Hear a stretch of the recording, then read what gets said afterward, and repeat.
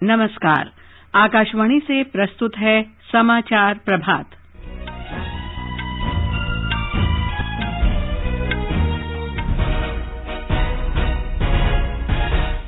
प्रधानमंत्री नरेंद्र मोदी और Abu Dhabi के शहजादे शेख मोहम्मद बिन जायद अल नहयान के बीच वर्चुअल शिखर बैठक आज। व्यापक आर्थिक साझेदारी समझौते को मजबूत बनाने पर बातचीत होगी। प्रधानमंत्री मोदी आज शाम महाराष्ट्र में 2 अतिरिक्त रेल लाइनें राष्ट्र को समर्पित करेंगे। सरकार ने ऊर्जा के नवीकरणीय स्रोतों का उपयोग करके हरित हाइड्रोजन या हरित अमोनिया के उत्पादन के लिए नीति अधिसूचित की। गुजरात ने वर्ष 2022-27 के लिए नई जैव प्रौद्योगिकी नीति की घोषणा की। उत्तर प्रदेश में विधानसभा के तीसरे चरण और पंजाब में चुनाव के एकमात्र चरण के लिए प्रचार आज शाम समाप्त हो जाएगा। देश में 174 करोड़ 59 लाख से अधिक कोविड रोधी टीके लगाए गए। विदेश मंत्री एस जयशंकर आज जर्मनी और फ्रांस की 6 दिन की यात्रा पर रवाना होंगे। भारत और वेस्टइंडीज के बीच 2020 क्रिकेट श्रृंखला का दूसरा मैच आज कोलकाता के ईडन गार्डन्स में। समाचार प्रभात में रवि कपूर के साथ मैं लवलीन निगम। कोरोना वायरस के नए स्वरूप ओमिक्रॉन को देखते हुए आपसे अपील है कि सतर्क रहें और पूर्ण टीकाकरण कराएं।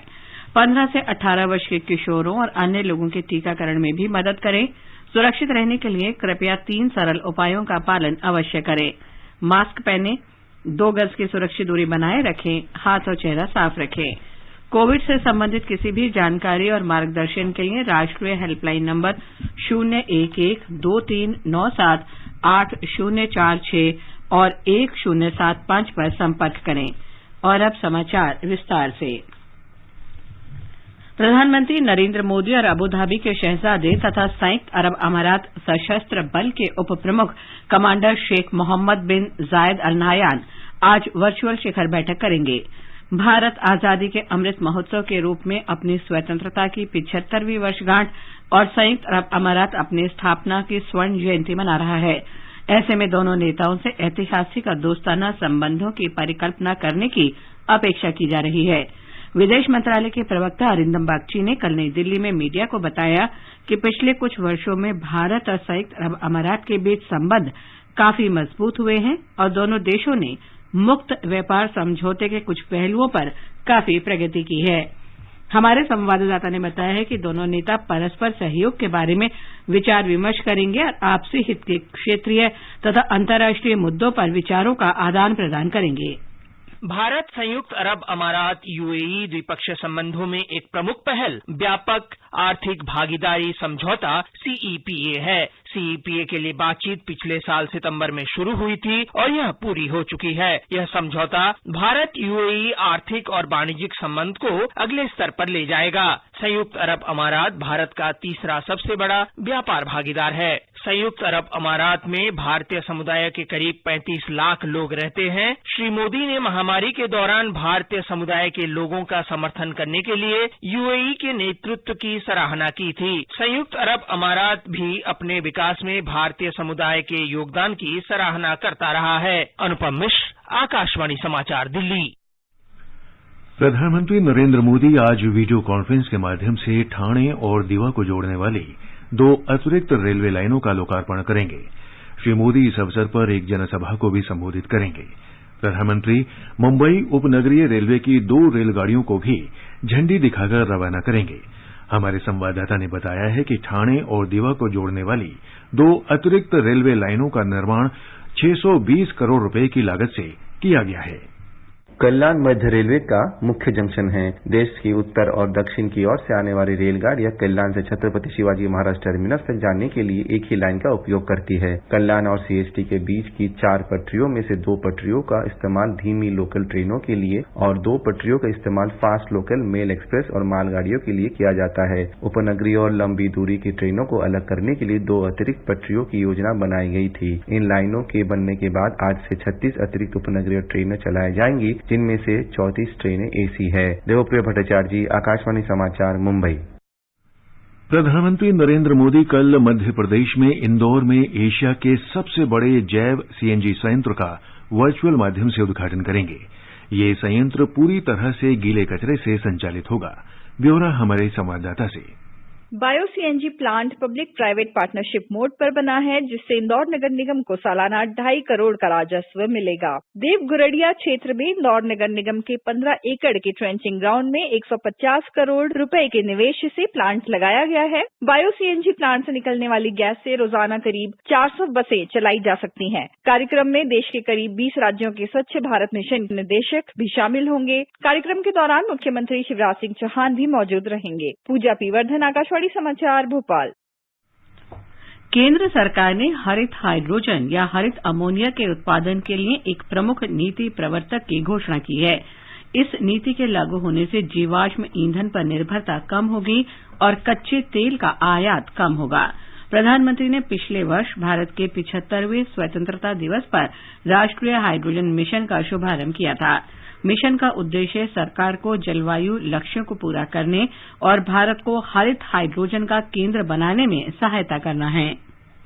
अमृतकाल में हमें भारत को ग्रीन हाइड्रोजन के प्रोडक्शन और एक्सपोर्ट का ग्लोबल हब बनाना है। ये ऊर्जा के क्षेत्र में भारत की एक नई प्रगति उसको आत्मनिर्भर बनाएगा और पूरे विश्व में क्लीन एनर्जी ट्रांजिशन की नई प्रेरणा भी बनेगा।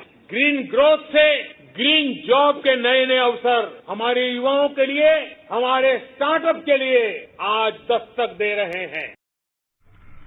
हरित हाइड्रोजन नीति से कार्बन मुक्त हरित हाइड्रोजन की उत्पादन लागत को कम करने में मदद मिलेगी।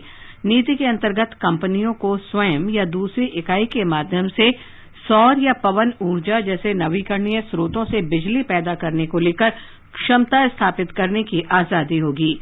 ऊर्जा मंत्रालय ने बताया कि सरकार का लक्ष्य 2030 तक 50 लाख टन हरित हाइड्रोजन का उत्पादन करना है।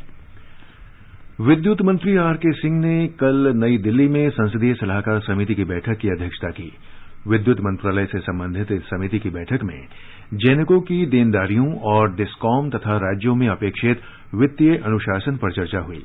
बैठक में बताया गया कि देश में सभी गांवों में बिजली पहुंचा दी गई है। शहरी और ग्रामीण दोनों तरह के क्षेत्रों में बिजली आपूर्ति में महत्वपूर्ण सुधार के साथ सभी घरों के लिए बिजली सुलभ करा दी गई है। ग्रामीण क्षेत्रों में अब 22 घंटे से अधिक बिजली आती है।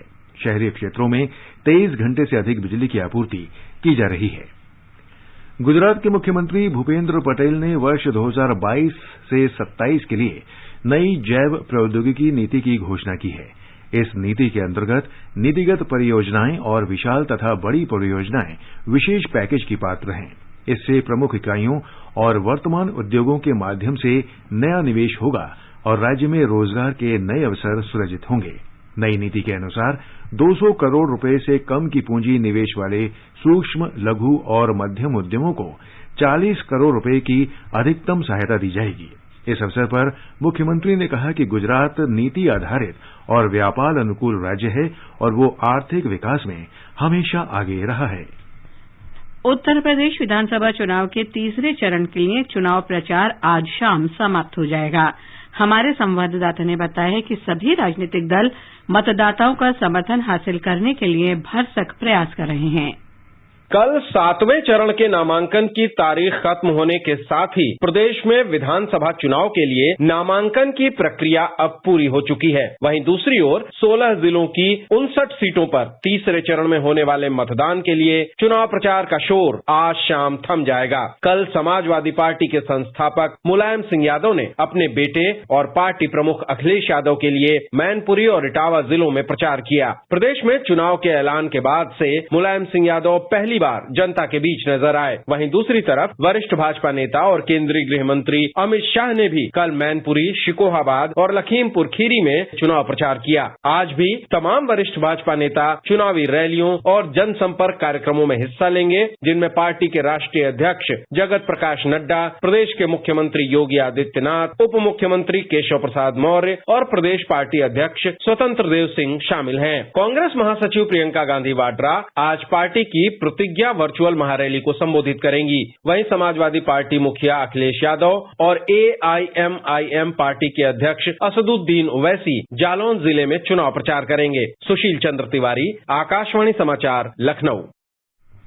पंजाब विधानसभा चुनाव प्रचार अभियान भी आज शाम समाप्त हो जाएगा। निर्वाचन आयोग ने सभी प्रमुख प्रचारकों और गैर मतदाताओं से कहा है कि वो शाम 6 बजे तक निर्वाचन क्षेत्रों से बाहर चले जाएं। आयोग ने कहा है कि शाम 6 बजे के बाद रैलियां और जनसभाएं आयोजित नहीं की जाएंगी, परंतु उम्मीदवारों और उनके समर्थकों को घर घर जाकर प्रचार करने की अनुमति होगी। पंजाब पुलिस और अर्धसैनिक बलों के कार्मिक बाहरी लोगों और गैर मतदाताओं को निर्वाचन क्षेत्रों से बाहर करने के लिए होटलों, सामुदायिक केंद्रों और अन्य स्थानों पर जांच पड़ताल शुरू करेंगे। पंजाब में रविवार को एक ही चरण में विधानसभा की सभी 117 सीटों के लिए वोट डाले जाएंगे। प्रधानमंत्री और भारतीय जनता पार्टी के वरिष्ठ नेता नरेंद्र मोदी ने कल पंजाब के अबोहर में एक चुनावी रैली को संबोधित किया। उन्होंने मतदाताओं को 5 वर्ष तक राज्य के लिए काम करने का अवसर देने को कहा। श्री मोदी ने किसानों के बारे में कहा कि राज्य में कृषि के जरिए समृद्धि लाई जा सकती है, लेकिन कांग्रेस की सरकार ने किसानों के लिए कुछ नहीं किया। उन्होंने आम आदमी पार्टी पर निशाना साधते हुए उस पर झूठ फैलाने का आरोप लगाया और कहा कि वो ड्रग्स माफिया को खत्म करने का दावा कर रही है, लेकिन दिल्ली में स्कूलों के निकट शराब की दुकानें खोल रही है। कांग्रेस नेता राहुल गांधी ने कल पंजाब के फतेहगढ़ साहिब में और प्रियंका गांधी वाड्रा ने पठानकोट में रैलियां की। अकाली दल के नेता प्रकाश सिंह बादल ने लांबी में चुनावी रैली को संबोधित किया। आम आदमी पार्टी के भगवंत मान ने चमकौर साहिब में रोड शो किया। बहुजन समाज पार्टी के प्रदेश अध्यक्ष जसवीर सिंह ने पंजाब में कांग्रेस सरकार पर रिमोट कंट्रोल से चलने का आरोप लगाया। मणिपुर के मुख्य चुनाव अधिकारी राजेश अग्रवाल ने कहा है कि मतदाता सूची में कुल 13,203 वोटर जोड़े गए हैं। अब चुनाव के लिए तैयार मतदाता सूची में मतदाताओं की संख्या 20,48,169 हो गई है। श्री अग्रवाल ने कहा कि विधानसभा चुनाव के दोनों चरणों में 265 उम्मीदवार मैदान में हैं। राज्य में पहले चरण में 28 फरवरी और दूसरे चरण में 5 मार्च को वोट डाले जाएंगे। केरल विधानसभा का बजट सत्र राज्यपाल आरिफ मोहम्मद खान के अभिभाषण के साथ आज शुरू होगा। सत्र के पहले चरण में राज्यपाल के अभिभाषण पर धन्यवाद प्रस्ताव पर चर्चा होगी। पहला चरण 24 फरवरी तक चलेगा। केरल के वित्त मंत्री के.एन. बालागोपाला 11 मार्च को बजट पेश करेंगे। आगे बढ़ने से पहले एक नजर मुख्य समाचारों पर। प्रधानमंत्री नरेंद्र मोदी और अबुधाबी के शहजादे शेख मोहम्मद बिन जायद अल नहयान के बीच वर्चुअल शिखर बैठक आज। व्यापक आर्थिक साझेदारी समझौते को मजबूत बनाने पर बातचीत होगी। प्रधानमंत्री मोदी आज शाम महाराष्ट्र में 2 अतिरिक्त रेल लाइनें राष्ट्र को समर्पित करेंगे। सरकार ने ऊर्जा के नवीकरणीय स्रोतों का उपयोग करके हरित हाइड्रोजन या हरित अमोनिया के उत्पादन के लिए नीति अधिसूचित की। गुजरात ने वर्ष 2022 से 27 के लिए नई जैव प्रौद्योगिकी नीति की घोषणा की। उत्तर प्रदेश में विधानसभा के तीसरे चरण और पंजाब में सभी सीटों के लिए प्रचार आज शाम समाप्त हो जाएगा। देश में 174 करोड़ 59 लाख से अधिक कोविड रोधी टीके लगाए गए।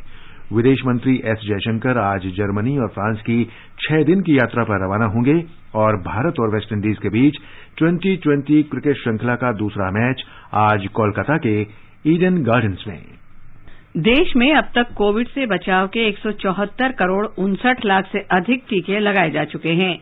केंद्रीय स्वास्थ्य मंत्रालय ने बताया है कि कल शाम 7 बजे तक 33 लाख से अधिक टीके लगाए गए। अब तक 1 करोड़ 84 लाख से अधिक एहतियाती टीके लगाए जा चुके हैं। 15 से 18 वर्ष की आयु समूह में टीके की 5 करोड़ 31 लाख से अधिक पहली डोज और 1 करोड़ 95 लाख से अधिक दूसरी डोज दी गई हैं। केरल में कल 8,665 लोगों में कोविड संक्रमण की पुष्टि हुई, जबकि 22,707 मरीज संक्रमण मुक्त हुए। राज्य में संक्रमण दर घटकर 13.38% हो गई है। राज्य में कल कोविड से 18 लोगों की मृत्यु हुई। केरल में कोविड से अब तक 63,338 लोगों की मृत्यु हुई है। गुजरात सरकार ने अहमदाबाद और वडोदरा को छोड़कर राज्य के सभी शहरों से रात्रि कर्फ्यू हटा लिया है। अहमदाबाद और वडोदरा में कर्फ्यू रात 12 बजे से सुबह 6 बजे तक जारी रहेगा। मुख्यमंत्री भूपेंद्र पटेल की अध्यक्षता में कल शाम हुई राज्य स्तरीय कोर समिति की बैठक में ये फैसला लिया गया। गुजरात सरकार ने राज्य के सभी स्कूलों और कॉलेजों में 21 फरवरी से कक्षाएं शुरू करने का फैसला किया है। इससे कोविड संक्रमण के कारण शुरू की गई ऑनलाइन अध्यापन प्रणाली समाप्त हो जाएगी। विदेश मंत्री डॉक्टर एस जयशंकर आज जर्मनी और फ्रांस की 6 दिन की यात्रा पर रवाना होंगे। जर्मनी यात्रा के दौरान वे म्यूनिख सुरक्षा सम्मेलन में हिस्सा लेंगे। डॉक्टर जयशंकर सम्मेलन में शामिल होने वाले विदेश मंत्रियों और अन्य शिष्टमंडलों के साथ द्विपक्षीय बैठक भी करेंगे। विदेश मंत्रालय के प्रवक्ता अरिंदम बागची ने नई दिल्ली में मीडिया को बताया कि डॉक्टर जयशंकर हिंद प्रशांत के बारे में एक पैनल चर्चा में भी हिस्सा लेंगे। विदेश मंत्री सम्मेलन से अलग आजादी का अमृत महोत्सव कार्यक्रम में चर्चा की अगुवाई करेंगे। डॉक्टर जयशंकर यात्रा के दूसरे चरण में 20 फरवरी को पेरिस में फ्रांस के विदेश मंत्री के साथ द्विपक्षीय बैठक करेंगे। विदेश मंत्रालय ने कहा है कि भारत यूक्रेन और रूस के बीच तनाव तत्काल कम करने और राजनयिक बातचीत के माध्यम से इस मुद्दे के समाधान का समर्थन करता रहा है। मंत्रालय के प्रवक्ता अरिंदम बागची ने कहा कि यूक्रेन में भारतीय दूतावास वहां के घटनाक्रम पर नजर बनाए हुए है, परामर्श जारी किए गए हैं और नियंत्रण कक्ष स्थापित किए गए हैं। प्रवक्ता ने बताया कि दूतावास सामान्य रूप से काम कर रहा है और भारतीय नागरिकों को सेवाएं प्रदान कर रहा है।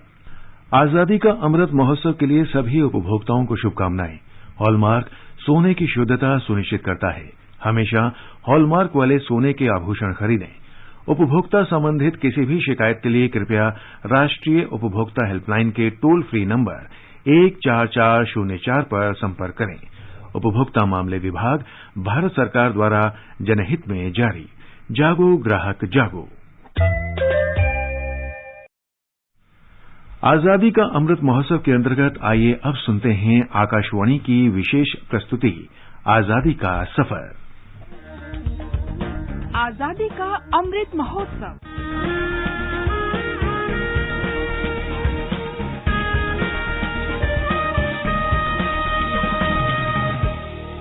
आजादी का सफर आकाशवाणी के साथ। भारत का गौरवशाली स्वतंत्रता संग्राम आधुनिक विश्व के अब तक के सबसे बड़े संघर्षों में से एक है। आकाशवाणी समाचार आपके लिए प्रतिदिन लेकर आता है इस संघर्ष की एक झलक।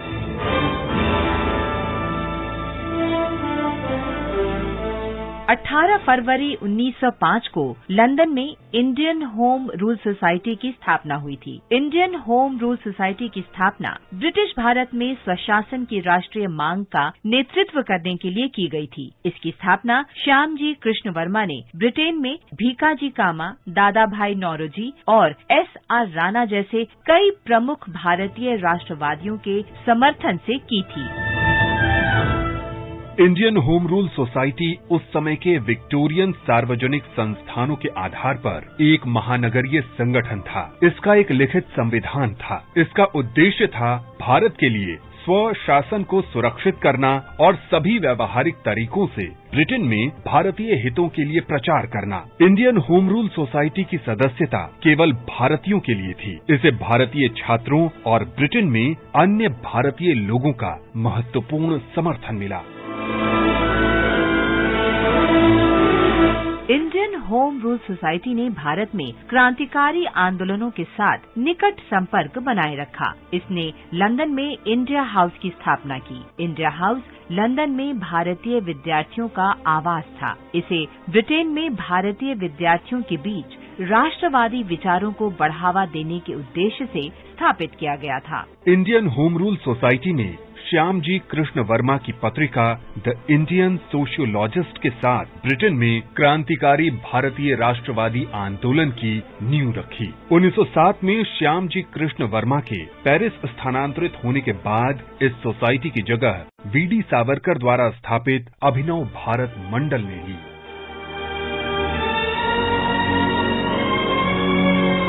18 फरवरी के दिन ही 1946 में रॉयल इंडियन नेवी के जवानों ने मुंबई में विद्रोह शुरू कर दिया। रॉयल इंडियन नेवी की हड़ताल ऐसे समय में हुई जब भारत छोड़ो आंदोलन की शुरुआत के कारण और द्वितीय विश्व युद्ध की समाप्ति के साथ भारतीय राष्ट्रवादी भावना अपने चरम पर थी। विद्रोह की शुरुआत नौसेना के पोत HMIS तलवार से हुई थी।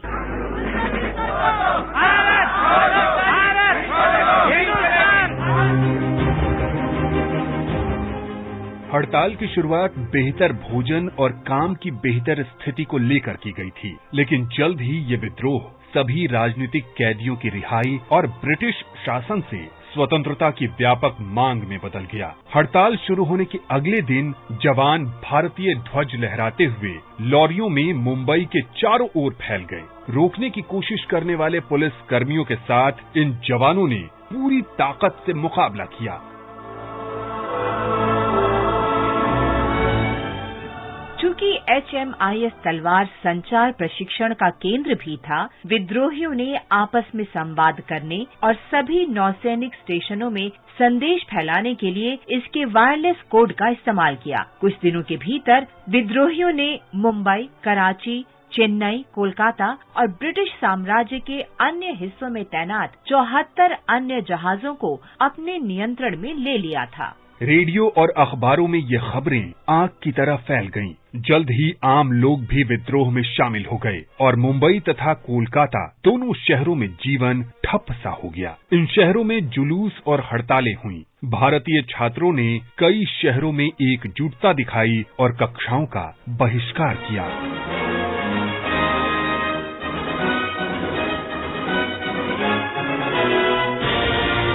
ब्रिटिश पुलिस ने क्रूरतापूर्वक कार्रवाई करते हुए प्रदर्शनकारियों पर गोलियां बरसाईं, जिसमें सैकड़ों भारतीय नागरिक मारे गए और हजारों घायल हो गए। अंत में 24 फरवरी 1946 को सरदार पटेल की मध्यस्थता से ये विद्रोह शांत हुआ। ये एक ऐसी घटना थी जिसने ब्रिटिश शासन के अंत को देखने के लिए भारतीय लोगों के सभी वर्गों के दृढ़ संकल्प को और मजबूत किया। विद्रोह की याद में आज मुंबई में एक नौसेना विद्रोह स्मारक खड़ा है।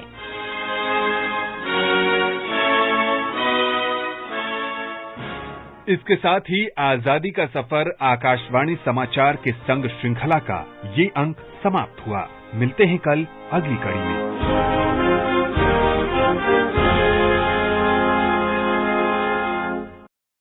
कोलकाता के ईडन गार्डन्स में आज भारत और वेस्टइंडीज के बीच दूसरा 2020 अंतर्राष्ट्रीय क्रिकेट मैच खेला जाएगा।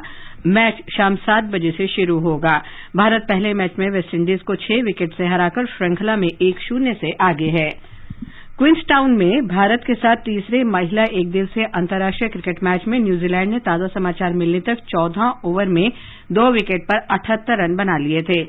इससे पहले न्यूजीलैंड ने टॉस जीतकर गेंदबाजी का फैसला किया। भारत ने 49 ओवर और 3 गेंद में 279 रन बनाए। दीप्ति शर्मा ने नाबाद 69 रन की पारी खेली। एस मेघना ने 61 और शेफाली वर्मा ने 51 रन बनाए। और अब एक नजर मौसम पर। दिल्ली और चेन्नई में धुंध छाये रहने की संभावना है, जबकि कोलकाता और मुंबई में आसमान साफ रहेगा। श्रीनगर और गिलगित में हल्की वर्षा हो सकती है। जम्मू, लेह और मुजफ्फराबाद में बादल छाये रहेंगे। गुवाहाटी, इम्फाल, शिलोंग और आइजॉल में आंशिक रूप से बादल छाये रहेंगे, जबकि कोहिमा, ईटानगर और गंगटोक में हल्की वर्षा भी हो सकती है। ये समाचार हमारी वेबसाइट newsonair.gov.in/hindi पर भी उपलब्ध है। और अभी आप बताएं आज के समाचार पत्रों में क्या विशेष है। लवलीन अखबारों ने आज अलग अलग खबरों को प्रमुखता दी है। राष्ट्रीय सहारा ने प्रधानमंत्री के इस बयान को पहली खबर बनाया है कि परिवारवादी किसी के नहीं। उच्चतम न्यायालय ने हरियाणा के निवासियों के लिए निजी क्षेत्र की नौकरियों में 75% कोटा निर्धारित करने संबंधी हरियाणा सरकार के कानून पर रोक लगाने वाले पंजाब और हरियाणा उच्च न्यायालय के आदेश को रद्द कर दिया है। नवभारत टाइम्स सहित सभी अखबारों ने दिया है। पत्र ने इसे शीर्षक दिया है, हरियाणा के प्राइवेट सेक्टर में 75% कोटा जारी रहेगा। जनसत्ता की पहली खबर है, नेशनल स्टॉक एक्सचेंज की पूर्व प्रबंध निदेशक चित्रा रामकृष्ण के ठिकानों पर आयकर के छापे। पत्र लिखता है, 6 साल की जांच के बाद सेबी ने 109 पन्नों की रिपोर्ट जारी की। प्लास्टिक कचरे के निस्तारण कंपनियों के जिम्मे शीर्षक से अमर उजाला की खबर है कि केंद्र सरकार ने सिंगल यूज प्लास्टिक पर प्रतिबंध की दिशा में बड़ा कदम उठाया है। राष्ट्रीय राजधानी दिल्ली को दहलाने की साजिश फिर से नाकाम करने का श्रेय एनएसजी को देते हुए हिंदुस्तान ने लिखा है, एनएसजी की टीम ने रोबोट की मदद से कल आईईडी को निष्क्रिय कर दिया। राष्ट्रीय सहारा की खबर है, बैंकों की रेटिंग में सुधार। पत्र आगे लिखता है, इंडिया रेटिंग्स ने बैंकिंग क्षेत्र के परिदृश्य को स्थिर से सुधरता कर दिया है। दैनिक भास्कर की खास खबर है, बच्चों को सोशल मीडिया के नुकसान से बचाने को अमेरिका ला रहा है कानून। लत वाले फीचर्स डिसेबल हो जाएंगे। पत्र आगे लिखता है, अमरीकी सांसदों ने पेश किया किड्स ऑनलाइन सेफ्टी बिल। खाद्य प्रसंस्करण कौशल का प्रदर्शन करेगा भारत, लोक सत्य में है। पत्र के अनुसार कृषि मंत्रालय के अपर सचिव एक्सपो 2020 दुबई के इंडिया पवेलियन में खाद्य, कृषि और आजीविका पखवाड़े का उद्घाटन करेंगे। वाइस एडमिरल अवकाश प्राप्त जी अशोक कुमार के देश का पहला राष्ट्रीय समुद्री सुरक्षा समन्वयक होने को भी अखबारों ने प्रमुखता से दिया है। राजस्थान पत्रिका ने मौसम का खेल शीर्षक से लिखा है, 142 साल बाद वैश्विक स्तर पर जनवरी फिर गर्म, भारत में ठंडक। पत्र लिखता है कि जलवायु परिवर्तन का असर तेजी से दिखने लगा है। 20वीं सदी के औसत तापमान में 0.89 डिग्री पारा। तेलंगाना में मुलुगु जिले में मेदाराम जनजातीय मेले में करीब 75 लाख श्रद्धालु हिस्सा ले चुके हैं। राज्य के पंचायत राज्य और ग्रामीण विकास मंत्री ई दयाकर राव ने कहा कि राज्य सरकार मेदाराम जनजातीय मेले को राष्ट्रीय स्तर का आयोजन बनाने के प्रयास जारी रखेगी। उन्होंने कहा कि देश में कुंभ मेले के बाद ये दूसरा सबसे बड़ा मेला है। अंत में मुख्य समाचार एक बार फिर। प्रधानमंत्री नरेंद्र मोदी और अबू धाबी के शहजादे शेख मोहम्मद बिन जायद अल नहयान के बीच वर्चुअल शिखर बैठक आज। व्यापार आर्थिक साझेदारी समझौते को मजबूत बनाने पर बातचीत होगी। प्रधानमंत्री मोदी आज शाम महाराष्ट्र में 2 अतिरिक्त रेल लाइनें राष्ट्र को समर्पित करेंगे। सरकार ने ऊर्जा के नवीकरणीय स्रोतों का उपयोग करके हरित हाइड्रोजन या हरित अमोनिया के उत्पादन के लिए नीति अधिसूचित की। गुजरात ने वर्ष 2022-27 के लिए नई जैव प्रौद्योगिकी नीति की घोषणा की। उत्तर प्रदेश में विधानसभा के तीसरे चरण और पंजाब में सभी सीटों के लिए प्रचार आज शाम समाप्त हो जाएगा। विदेश मंत्री एस जयशंकर आज जर्मनी और फ्रांस की 6 दिन की यात्रा पर रवाना होंगे। भारत और वेस्टइंडीज के बीच 2020 क्रिकेट श्रृंखला का दूसरा मैच आज कोलकाता के ईडन गार्डन्स में। इसके साथ ही समाचार प्रभात का ये अंक समाप्त हुआ। नमस्कार।